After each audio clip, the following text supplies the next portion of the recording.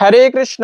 আগামী 5ই আগস্ট মঙ্গলবার পবিত্রারূপিণী একাদশী ব্রতের দিন। বছরে 24টি একাদশী ব্রতের মধ্যে একটা শ্রেষ্ঠ ব্রত হচ্ছে কিন্তু এই পবিত্রারূপিণী একাদশী ব্রত।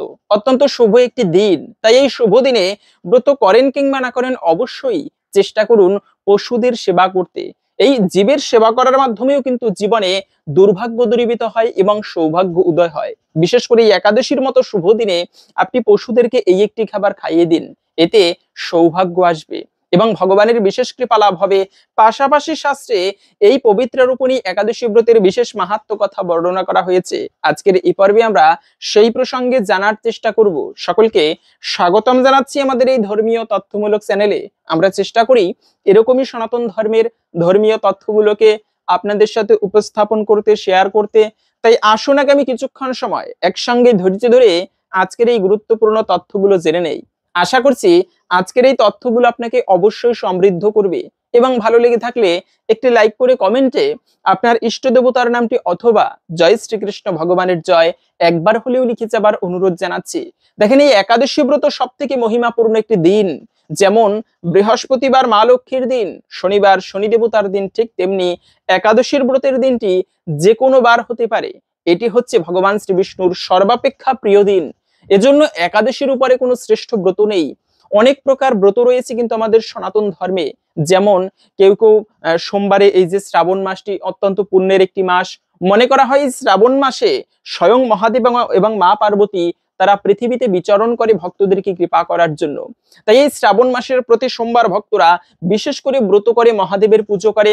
সেক্ষেত্রে এই শ্রাবণের সোমবার ব্রত রয়েছে, কাত্যায়নী ব্রত রয়েছে, আবার কার্তিক মাসে সেই দামোদর ব্রত রয়েছে। কত অত্যন্ত মহিমাপূর্ণ এবং বিশেষ ব্রত রয়েছে। তো এই যত ব্রত রয়েছে, যেমন শিব চতুর্দশী ব্রত, এই সমস্ত ব্রত থেকে শ্রেষ্ঠ ব্রত হচ্ছে কিন্তু একাদশী ব্রত। এর উপরে শ্রেষ্ঠ আর কোনো ব্রত নেই। এবং এই দিনটি হচ্ছে ভগবানের সব থেকে প্রিয় দিন বিধায় এই একাদশীকে হরিবাসর বলা হয়। তাই যদি কোনো ভক্ত একান্ত ভক্তি শ্রদ্ধা ভরে এই একাদশী ব্রতের দিনে ভক্তি ভরে ব্রত করে ভগবানের পুজো করতে পারে, তার জীবনের কখনো কোনো দুর্ভাগ্য আসে না এবং ভগবানের বিশেষ কৃপা দৃষ্টি লাভ হয়। তো বছরে এরকম 24টি একাদশী ব্রত রয়েছে, তার মধ্যে একটা শ্রেষ্ঠ ব্রত এই পবিত্রারূপিণী একাদশী। কেন এই ব্রতটি শ্রেষ্ঠ? এই ব্রত পালন করলে কি ফল লাভ হয়ে থাকে? না, বলা হয়েছে যে এই একাদশী ব্রতকে কেউ কেউ আবার পুত্রদা একাদশী বলে থাকে। কেন বলে থাকে? কেননা এই একাদশী ব্রতটি পালনের ফলে ব্যক্তির পুত্র লাভ হয়ে থাকে। মানুষ কত কিছু করে একটা পুত্র সন্তান লাভের জন্য। নিঃসন্তান, স্বামী স্ত্রী খুবই দুঃখিত, জীবনে কোনো সন্তান হচ্ছে না, অনেক ডাক্তারের কাছে গিয়েছে, অনেক ভাবে চেষ্টা করেছে, কিন্তু ভগবানের যদি সুদৃষ্টি না হয় কারো কিন্তু জীবনের সৌভাগ্য বা সুখ লাভ করা সম্ভব নয়। মূল হচ্ছে যত পরিশ্রম করি ভগবানের কৃপা না হলে কিন্তু প্রকৃতই সুখী হওয়া যায় না। তাই সন্তানও কিন্তু এটা ভগবানের ঐশ্বরিক দান। জীবনের টাকা পয়সা এবং সন্তানের জন্য কেউ কখনো কিন্তু দুঃখী হয় না। যত পায় ততই তারা খুশি হয়। তাই একটা সন্তান, শুধু এই যে টাকা পয়সা এক ধরনের সম্পদ, আর সন্তান হচ্ছে আর এক ধরনের সম্পদ। পুত্র সন্তান এমন একটা বিষয় যে পিতামাতা যদি গরিবও হয় তারা ধনী হতে পারে সেই সন্তানের পুণ্য বলে, তার কর্ম বলে। আবার যদি পিতৃপুরুষ তাদের কর্মদোষে নরকেও গিয়ে থাকে, কিন্তু তাদের সেই সন্তানাদি তারা যদি ধর্ম কাজ করে, অথবা কোনো সন্তান যদি সন্ন্যাসী হয়, কৃষ্ণ ভক্ত হয়, বলা হয়েছে তার 100 কুল উদ্ধার হয়ে থাকে শুধুমাত্র ওই যে সেই সন্তানের পুণ্য বলে। যেমন রামচন্দ্র এসেছিল বলেই সেই রামের বংশ কিন্তু উদ্ধার হয়েছিল, তাদের বংশ ধন্য হলো। কেন? ভগবান রামের মতো ভগবানের এত মহান অবতার সেই বংশে আবির্ভূত হয়েছে। এজন্য সন্তান অত্যন্ত গুরুত্বপূর্ণ বিষয়। আবার পিতৃপুরুষ নরকে গেলে তাদের উদ্দেশ্যে পিণ্ডদান করার ফলেও সেই সন্তানের ধর্ম বলে পিতৃপুরুষ নরক থেকেও উদ্ধার হয়।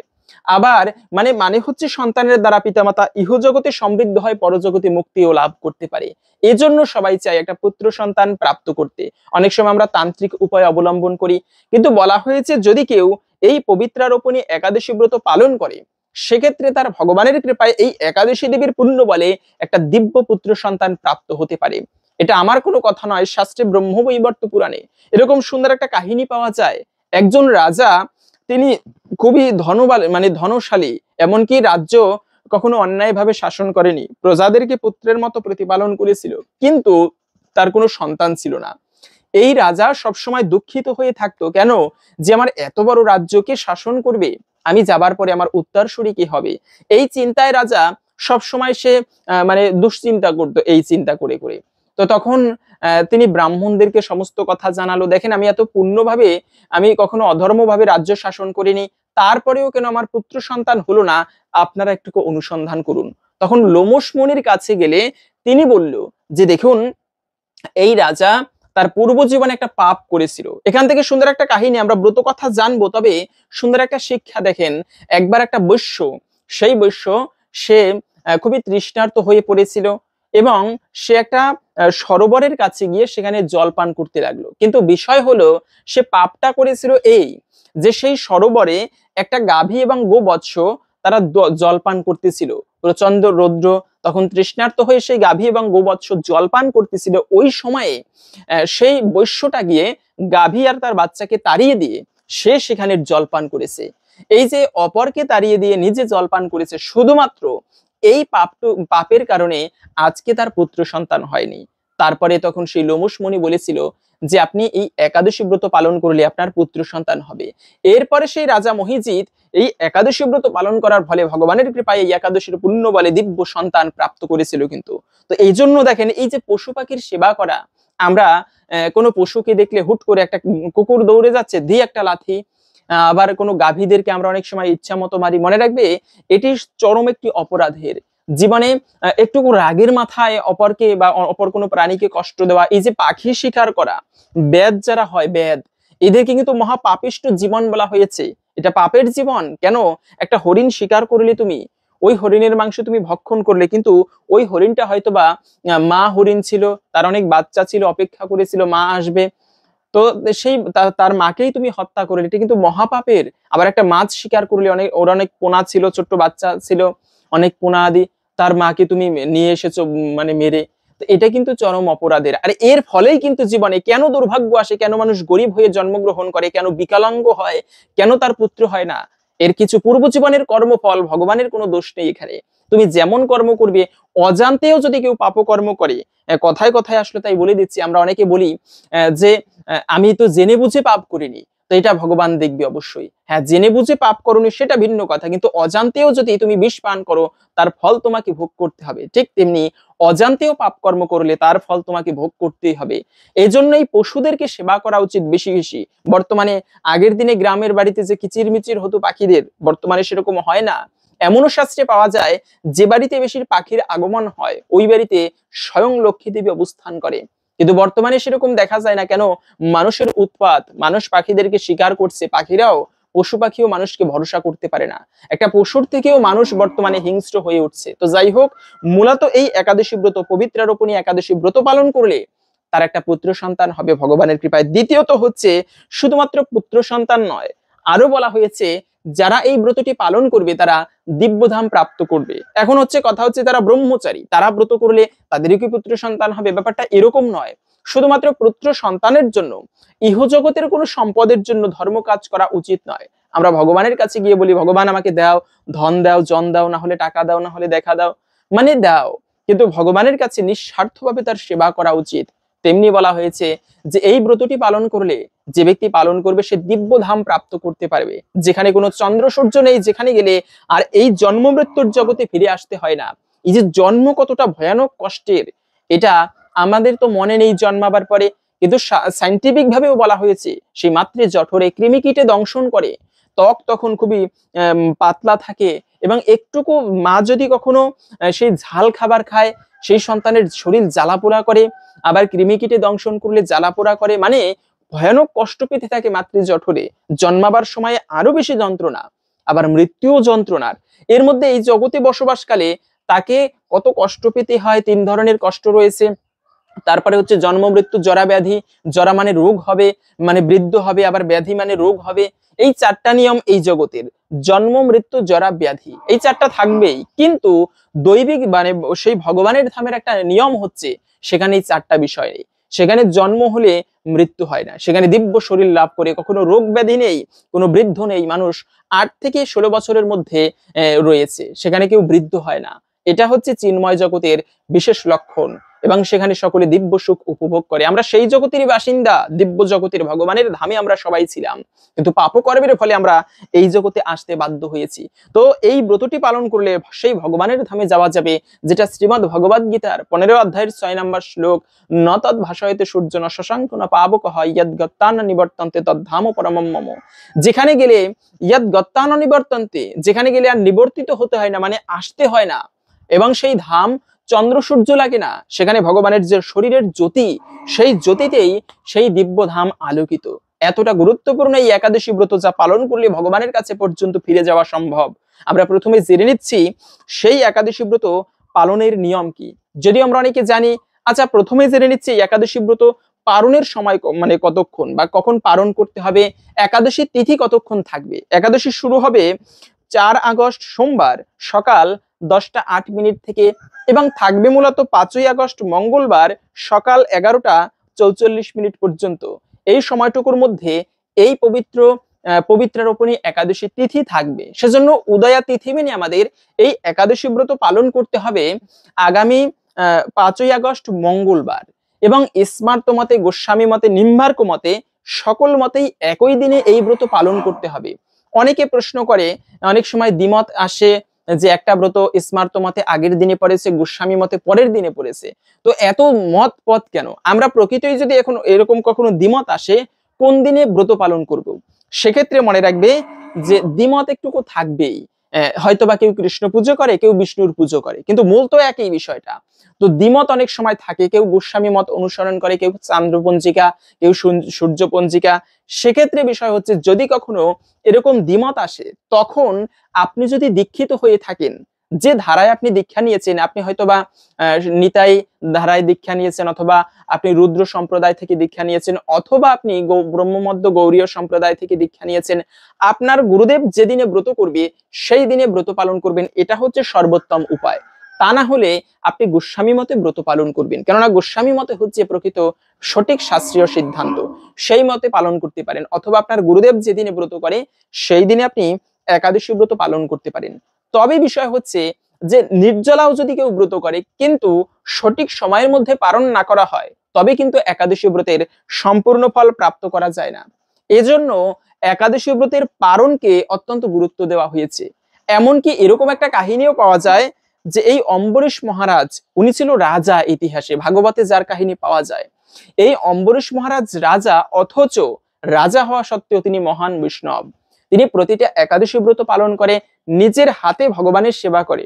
আমরা তো অনেক সময় টাকা পয়সা আছে, নিজের হাতে ভগবানের সেবা করি না, কর্মচারী রেখে দেয়, তারা সেবা করবে। কিন্তু মনে রাখবে, যার পথ তাকেই হাঁটতে হয়। ভগবানের সেবাটা নিজের হাতে করতে হয়, ভগবানের মন্দির ঝাড়ু দিতে হয় নিজের হাতে। রাজা হলে কি হবে, ভগবানের সেবার কাছে সবাই তুচ্ছ। একটা সেই কোটিপতির ব্যক্তিও মৃত্যুর পরে যে স্থানে থাকবে, একটা গরিব মানুষ যে ভিক্ষা করে খেয়েছে সেও ওই একই স্থানে তাকে দাহ করা হবে। সুতরাং প্রত্যেকটা মানুষ ভগবানের কাছে সবাই সমান। তার সেবা করতে গেলে কি রাজা কি প্রজা কি ভিখারি, কাউকে ভগবান ভিন্ন চোখে দেখে না, ভগবান সবাইকে সমান দৃষ্টিতে দেখে। এজন্য ভগবানের সেবাটা নিজের হাতে করা উচিত। তাই এই অম্বরীশ মহারাজ নিজের হাতে সেই ভগবানের সেবা করত, এবং তিনি একাদশী ব্রত পালন করত। রাজ্যের সবাই এই অম্বরীশ মহারাজকে অনুসরণ করত, তারাও একাদশী ব্রত পালন করত। একদিন কি হয়েছে যে অম্বরীশ মহারাজ তিনি ব্রত করেছে, ব্রতের পরে তিনি ব্রাহ্মণদেরকে নিমন্ত্রণ করেছে পরের দিন পালনের সময়। সেখানে দুর্বাসা মুনিও উপস্থিত হলো, এবং দুর্বাসা মুনি উপস্থিত হয়েছে, তিনি স্নান করতে গিয়েছে সকালবেলা। স্নান করতে গিয়ে তখন একটু ইচ্ছা করে দেরি করতেছিল। এদিকে অম্বরীশ মহারাজ খেয়াল করলো যে পালনের সময় অতিবাহিত হয়ে যাচ্ছে, যদি সঠিক সময়ের মধ্যে পালন করা না হয় তবে কিন্তু ব্রতের সম্পূর্ণ ফল লাভ হবে না। তাই তিনি ব্রাহ্মণদেরকে বললেন, দেখুন যে দুর্বাসা মুনি তিনি দেরি করছেন, আবার অতিথিকে রেখে ভোজন করা এটি অন্যায়, মহাপাপের। তো আমি কি করতে পারি, আবার পালনের সময়ও চলে যাচ্ছে, আপনারা একটা বিধান দিন। তখন সেই ব্রাহ্মণগণ বলতে লাগলো যে মহারাজ, আপনি তো নির্জলা ব্রত করেছেন, একটা কাজ করুন, আপনি 1 ফোঁটা জল গ্রহণ করুন, এতে অতিথির অসম্মানও হবে না, আপনার ব্রত মানে ব্রত ভঙ্গ হয়ে যাবে। তখন অম্বরীশ মহারাজ তাই করলো, 1 ফোঁটা জল তিনি গ্রহণ করেছে পারণ হিসেবে। এটা দুর্বাসা মুনি ধ্যানে বসে দেখতে পেরেছিল যে অম্বরীশ আমাকে রেখে তিনি জল গ্রহণ করেছে। সাথে সাথে মাথা থেকে একটা জটা ছিঁড়ে মাটিতে ছুঁড়ে ফেললো, এবং সেখান থেকে একটা কৃত্যাসুর, একটা দৈব অসুর সৃষ্টি হলো। এবং সেই অসুর সে এতটা তার রাগ, সে প্রথমে অম্বরীশকে মারার জন্য ধাবিত হলো। এই অম্বরীশ মহারাজ, তার তো কোনো দোষ ছিল না এখানে। আর ভগবান হচ্ছে নমে ভক্ত প্রণশ্যতি, ভগবানের ভক্তের কখনো বিনাশ হয় না, অর্জুনকে সত্য প্রতিজ্ঞা করে বলেছিল। তাই ভগবান সেই অম্বরীশকে রক্ষা করার জন্য সুদর্শন চক্রকে পাঠিয়ে দিয়েছিল। এই সুদর্শন চক্র এসে প্রথমে সেই কৃত্তাসুরকে বধ করলো এবং তারপরে মহামুনি দুর্বাসার পিছন পিছন ধাবিত হলো তাকে হত্যা করার জন্য। দুর্বাসা মুনি কি করবে? তিনি প্রাণের ভয় কার না আছে জগতে, তিনি প্রাণ নিয়ে দৌড়াতে লাগলো। দৌড়াতে দৌড়াতে সেই কৈলাস পর্বতে শিবের কাছে উপস্থিত। প্রভু আমাকে রক্ষা করো, কি হয়েছে যে এই সুদর্শন চক্র থেকে আমি বাঁচতে পারছি না। শিব বলল, দেখো তুমি একটা কাজ করো, বিধাতা ব্রহ্মার কাছে যাও, এই ব্রহ্মা তোমাকে রক্ষা করতে পারে, আমি পারবো না এই সুদর্শন চক্র থেকে তোমাকে রক্ষা করতে। তখন সেই দুর্বাসা মুনি তখন ব্রহ্মার কাছে গেল। ব্রহ্মা বলল, আমি এর থেকে তোমাকে রক্ষা করতে পারবো না, তুমি ভগবান বিষ্ণুর কাছে যাও, একমাত্র যে ব্যক্তি এই চক্র নিক্ষেপ করেছে তুমি তার কাছে যাও। তখন সেই দুর্বাসা মুনি আবার বৈকুণ্ঠে ভগবানের কাছে গিয়ে প্রণাম করলো, প্রভু আমাকে রক্ষা করো। ভগবান বিষ্ণু বলল যে, দুর্বাসা, কাটা যেখান থেকে ফোটে ওখান থেকেই বার করতে হয়। তো তুমি একটা কাজ করো, তুমি যার চরণে অপরাধ করেছো তার চরণে ক্ষমা প্রার্থনা করো, না হলে তোমার এই অপরাধ কখনো ক্ষমা হবে না। এই সুদর্শন চক্র থেকে আমিও তোমাকে বাঁচাতে পারবো না। আরে আমার চরণেও যদি অপরাধ হয়, বৈষ্ণব সেখানে বৈষ্ণবের কৃপায় রক্ষা পাওয়া যায়, কিন্তু বৈষ্ণবের চরণে অপরাধ হলে জীবনে কিন্তু রক্ষা পাওয়া সম্ভব নয়। তাই তুমি একটা কাজ করো, তুমি সেই অম্বরীশ মহারাজের চরণে ক্ষমা প্রার্থনা করো। এরপরে সেই দুর্বাসা মুনি গিয়ে অম্বরীশ মহারাজের চরণে ক্ষমা প্রার্থনা করে এবং সেই সুদর্শন চক্র ফিরে গিয়েছিল। তো এই হচ্ছে বিষয়, মূলত পারণকে কেন্দ্র করে এই কাহিনীটি হয়েছিল। তাই মনি ঋষিরা পর্যন্ত একাদশী ব্রত পালন করার পরে সঠিক সময়ের মধ্যে পারণ করে। আপনারা পারণ করতে হবে পরের দিন সকাল 5:30 থেকে 9:52 পর্যন্ত। মঙ্গলবারে তো ব্রত, বুধবারে সকাল 5:30 থেকে 9:52 মধ্যে আপনারা ভগবানের প্রসাদ, পঞ্চরবিশস্য প্রসাদ দিয়ে ভগবানের কাছে প্রার্থনা করে পালন করবেন।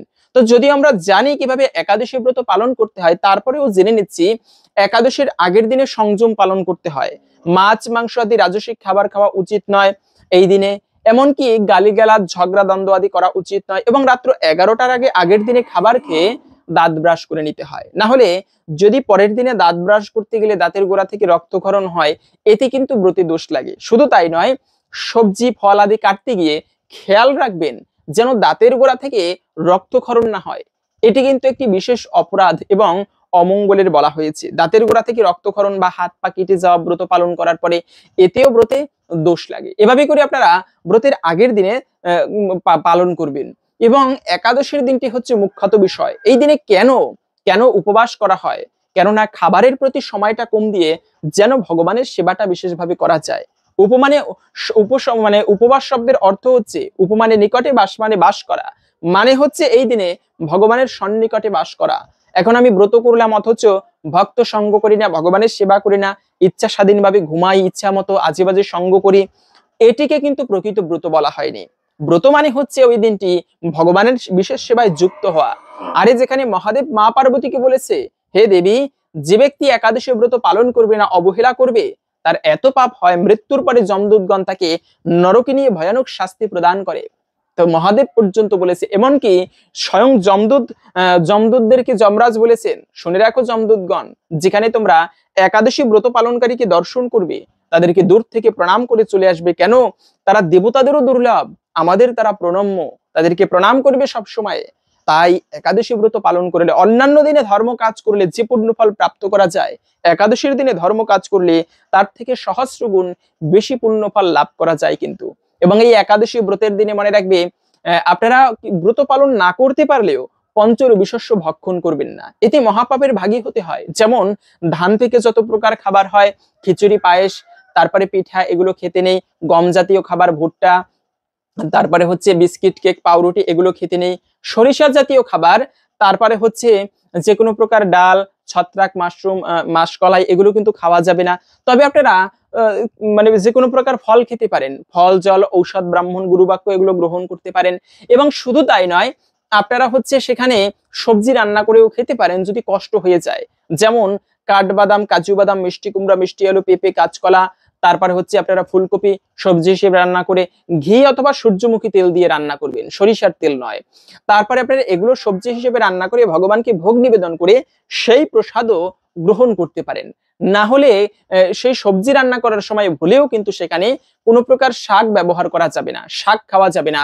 দ্বিতীয়ত হচ্ছে আপনারা সেখানে হচ্ছে কোনো প্রকার শুধু শাক নয়, আপনারা সেখানে মানে পুঁই শাক, ঢেঁড়স, বটবুটি, সিম, বাঁধাকপি, বেগুন এগুলোও কিন্তু খাওয়া যাবে না। সিম, তারপরে অতিরিক্ত আঁটি জাতীয় খাবার এগুলো কিন্তু খাওয়া উচিত নয় একাদশী ব্রতের দিনে, এতেও ব্রতে দোষ লাগে।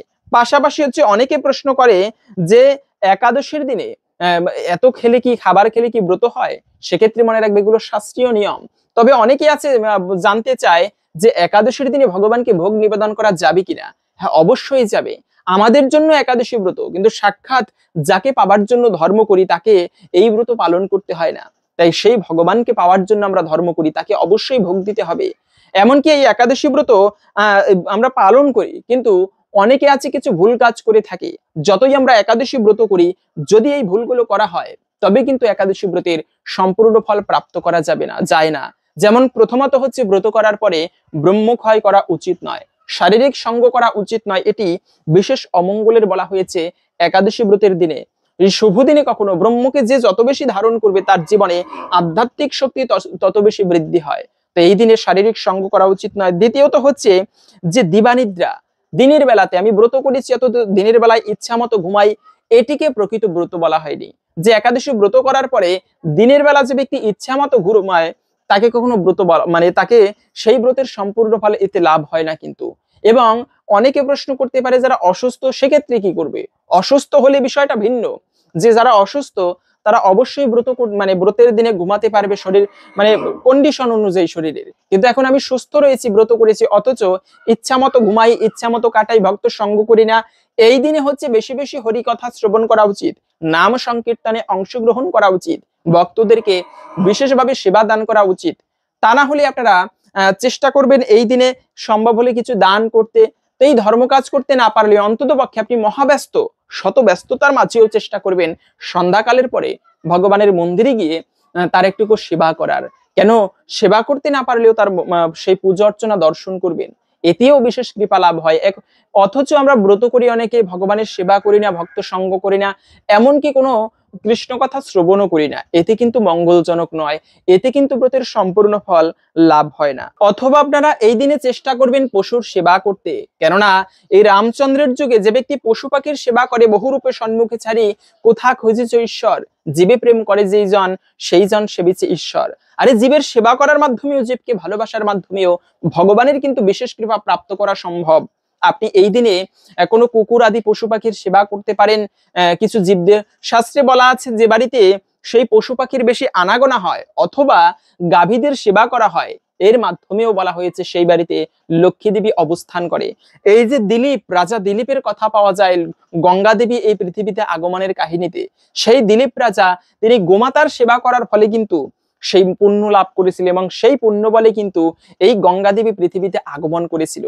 তাই আপনারা এই শুভ দিনে অন্তত পক্ষে এই কার্যটি করতে পারেন, সেই পশু পাখির সেবা। বিশেষ করে পশুদেরকে যে খাবারটি খাওয়াবেন এতে সৌভাগ্য আসবে তা আমরা জেনে নিচ্ছি। তবে তার পূর্বে শাস্ত্রে এই সেই পবিত্রারোপণী একাদশী ব্রতের বিশেষ মাহাত্ম্য কথা বর্ণনা করা হয়েছে। আসুন আমরা কিছুক্ষণ সময় ধৈর্য ধরে এই একাদশীর ব্রত কথা শ্রবণ করি, এতে একটুকু হলেও এই ব্রতের বিশেষ ফল প্রাপ্ত করা সম্ভব। কেননা শ্রবণম মঙ্গলম, নববিধা ভক্তির প্রথমত হচ্ছে শ্রবণ করা, আর এই শ্রবণ করাকে সব থেকে বেশি প্রাধান্য দেওয়া হয়েছে। শ্রবণের মাধ্যমেই ভগবানের চরণে ভক্তির জাগরিত হয়। তাই আসুন কিছুক্ষণ সময় ধৈর্য ধরে এই ব্রত মাহাত্ম্য কথা শ্রবণ করি, এরপরে আমরা ভিডিওর মূল প্রসঙ্গ জেনে নিচ্ছি। শুরু করছি পবিত্রারোপণী একাদশী ব্রতের মাহাত্ম্য কথা। পবিত্রারোপণী একাদশী। একদিন মহারাজ যুধিষ্ঠির ভগবান শ্রীকৃষ্ণকে জিজ্ঞাসা করলেন, হে প্রভু, শ্রাবণ মাসের শুক্লপক্ষের একাদশীর নাম কি, তা কৃপা করে আমাকে বলুন। শ্রীকৃষ্ণ বললেন, হে মহারাজ, এখন আমি সেই পবিত্র ব্রত মাহাত্ম্য বর্ণনা করছি, মনোযোগ দিয়ে তা শ্রবণ করুন। যা শোনা মাত্রই বাজপেয় যজ্ঞের ফল লাভ হয়। প্রাচীনকালে দাপর যুগের শুরুতে মহিজিৎ নামে এক রাজা রাজত্ব করতেন। তিনি মাহিষ্মতি নগরের রাজা ছিলেন, কিন্তু দুঃখের বিষয় এই যে তার মনে বিন্দুমাত্র সুখ শান্তি ছিল না, কেননা তিনি ছিলেন অপুত্রক। পুত্রহীনের ইহলোক পরলোকে কোথাও সুখ লাভ হয় না। এইরূপ চিন্তা করতে করতে বহুদিন কেটে গেল, কিন্তু তবুও পুত্রমুখ দর্শনে রাজা বঞ্চিতই রহিলেন। নিজেকে অত্যন্ত দুর্ভাগা মনে করে রাজা চিন্তাগ্রস্ত হলেন। প্রজাদের সামনে গিয়ে বলতে লাগলেন, হে প্রজাবৃন্দ, তোমরা আমার কথা শোনো। আমি এই জন্মে তো কোনো পাপ কাজ করিনি, অন্যায়ভাবে আমার রাজকোষ বৃদ্ধি করিনি, ব্রাহ্মণ বা দেবতাদের সম্পদ কখনো গ্রহণ করিনি, উপরন্তু প্রজাদেরকে পুত্রের মতো পালন করেছি, ধর্ম অনুযায়ী পৃথিবী শাসন করেছি, দুষ্টদের যথানুরূপ দণ্ড দিয়েছি, সজ্জন ব্যক্তিদের যথাযোগ্য সম্মান করতেও কখনো অবহেলা করিনি। তাই হে ব্রাহ্মণগণ, এই প্রকার ধর্মপথ অবলম্বন করা সত্ত্বেও কেন আমার পুত্র লাভ হলো না, তা আপনারা কৃপা করে অনুসন্ধান করুন। রাজার এই প্রকার কাতরোক্তি শ্রবণে ব্যথিত রাজভক্ত পুরোহিত ব্রাহ্মণগণ রাজার মঙ্গলের জন্য গভীর বনে ত্রিকালজ্ঞ মুনি ঋষির কাছে যেতে মনস্থ করলেন। বনের মধ্যে ঋষিদের আশ্রম সকল দেখতে দেখতে তারা এক মুনির সন্ধান পেলেন। তিনি দীর্ঘায়ু, নিরোগ এবং নিরাহারে ঘোর তপস্যায় মগ্ন ছিলেন। সর্বশাস্ত্র বিশারদ, ধর্মতত্ত্বজ্ঞ ও ত্রিকালজ্ঞ সেই মহামুনি লোমশ নামে পরিচিত। ব্রহ্মার এক কল্প অতিবাহিত হলে মুনিবরের গায়ের একটি লোম পরিত্যক্ত হতো। এই কারণে এই মহামুনির নাম লোমশ। তাকে দেখে সকলেই ধন্য হলেন। তারা পরস্পর বলতে লাগলেন যে আমাদের বহু জন্মের সৌভাগ্যের ফলে আজ আমরা এই মুনিবরের সাক্ষাৎ লাভ করলাম। তারপর ঋষিবর তাদের সম্বোধন করে বললেন, কি কারণে আপনারা এখানে এসেছেন এবং কেনই বা আমার এত প্রশংসা করছেন তা স্পষ্ট করে বলুন। আপনাদের যাতে মঙ্গল হয় আমি নিশ্চয়ই তার চেষ্টা করব। ব্রাহ্মণেরা বললেন, হে ঋষিবর, আমরা যে উদ্দেশ্যে এখানে এসেছি আপনি তা কৃপা করে শুনুন। এই পৃথিবীতে আপনার মতো শ্রেষ্ঠ ব্যক্তি আর কোথাও নেই। মহিজিৎ নামে এক রাজা নিঃসন্তান হওয়ায় অতি দুঃখে দিন যাপন করছেন। আমরা তার প্রজা, তিনি আমাদেরকে পুত্রের মতো পালন করেন, কিন্তু তিনি পুত্রহীন বলে আমরাও সবাই মর্মাহত। তার দুঃখ দূর করতে আমরা এই বনে প্রবেশ করেছি। হে ব্রাহ্মণ শ্রেষ্ঠ, রাজা যাতে পুত্রের মুখ দর্শন করতে পারেন, কৃপা করে তার কোনো উপায় আমাদেরকে বলুন। তাদের কথা শুনে মুনিবর ধ্যানমগ্ন হলেন। কিছু সময় পরে রাজার পূর্ব জন্ম বৃত্তান্ত বলতে লাগলেন। এই রাজা পূর্বজন্মে এক দরিদ্র বৈশ্য ছিলেন। একবার তিনি একটি অন্যায় কার্য করে ফেলেন। ব্যবসা করার জন্য তিনি এক গ্রাম থেকে অন্য গ্রামে যাতায়াত করতেন। এক সময় জ্যৈষ্ঠ মাসের শুক্লপক্ষের দশমীর দিনে কোথাও যাবার সময়ে তিনি অত্যন্ত তৃষ্ণার্ত হয়ে পড়েন। গ্রাম প্রান্তে একটি জলাশয় তিনি দেখতে পান। সেখানে জলপানের জন্য একটি গাভীর ও বাছুর সেখানে জল পান করছিল। তাদেরকে তাড়িয়ে দিয়ে তিনি নিজে সেই জল পান করতে লাগলেন। এই পাপকর্মের ফলে তিনি পুত্রশোকে বঞ্চিত রহিয়াছেন, কিন্তু পূর্বজন্মের কোনো পুণ্যের ফলে তিনি এই রকম নিষ্কণ্টক রাজ্য লাভ করেছেন। হে মুনিবর, শাস্ত্রে আছে যে পুণ্য দ্বারা পাপ ক্ষয় হয়। তাই আপনি কৃপা করে একটি পুণ্যব্রতের উপদেশ করুন, যাতে তার প্রারব্ধ পাপ দূর হয় এবং আপনার অনুগ্রহে তিনি একটি পুত্র সন্তান প্রাপ্ত করতে পারেন। লোমশ মুনি বললেন, শ্রাবণ মাসের শুক্লপক্ষের পবিত্রারোপণী একাদশী ব্রত অভিষ্ট ফল প্রদান করে। আপনারা যথাবিধি তা সকলে পালন করুন। লোমশ মুনির উপদেশ শুনে আনন্দ চিত্তে গৃহে প্রত্যাবর্তন করে তারা রাজাকে সে সকল কথা জানালেন। তারপর সকলে মিলে মুনির নির্দেশ অনুসারে ব্রত পালন করলেন। তাদের সকলের পুণ্যফল রাজাকে প্রদান করলেন। সেই পুণ্য প্রভাবে রাজমহিষী গর্ভবতী হলেন।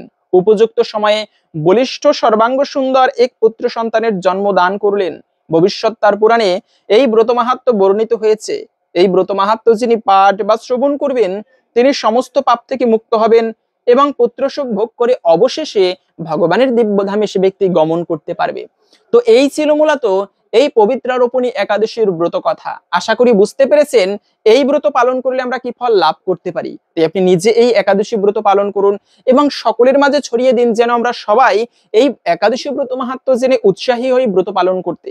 কেননা আপনি নিজে ব্রত পালন করে ভগবান যত প্রসন্ন হয় তার থেকে বেশি প্রসন্ন হয় যদি আপনার মাধ্যমে কেউ এই ব্রত প্রসঙ্গে জেনে ব্রত পালন করে। এই প্রচারের মাধ্যমে আরো বেশি প্রসন্ন হয়। তাই এই একাদশী ব্রতের দিনে কোন কার্যটি করবেন পশু পাখিদের সেবা করার জন্য, মনে রাখবে এই দিনে পশুদের সেবা করা, দান করা, স্নান করা পবিত্র নদীতে সকল কিছু পুণ্যময়। বিশেষ করে পশুদেরকে আপনি এই দিনে ফলমূলাদি গ্রহণ করাবেন। কেন এই দিনে আপনি আবার ওই যে অন্ন দান করা কিন্তু মহাপাপের একাদশীতে।